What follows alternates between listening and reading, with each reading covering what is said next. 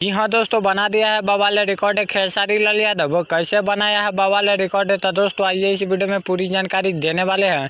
अगर उससे पहले खेसारी लाल यादव का फैन होंगे तो वीडियो को लाइक करके चैनल को सब्सक्राइब कर लीजिएगा।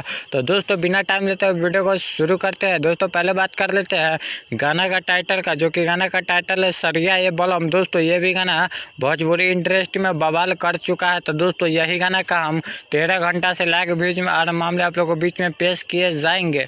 तो दोस्तों पहले व्यूज का बात कर लेते हैं। दोस्तों 13 घंटा में व्यूज लाया है 9.4 के और लाइक लाया है 1 लाख और कमेंट लाया 11,000। तो दोस्तों आप लोग सोच सकते हैं कि ये भी गाना भोजपुरी इंडस्ट्री में बवाल कर चुका है। दोस्तों बता दें कि खेसारी लाल यादव एक से एक बढ़कर ला रहा है बवाल रिकॉर्ड बनाने वाला गाना। तो दोस्तों आप लोग इंतजार करिए, खेसारी लाल यादव एक से एक बवाल रिकॉर्ड बनाएगा। तो दोस्तों आप लोग खबर की जानकारी मिल चुका होगा। तो भोजपुरी न्यूज़ के राजा पे ऐसा अपडेट लेके आता रहता हूँ। नमस्कार, प्रणाम दोस्तों। ऐसे अपडेट पाने के लिए धन्यवाद।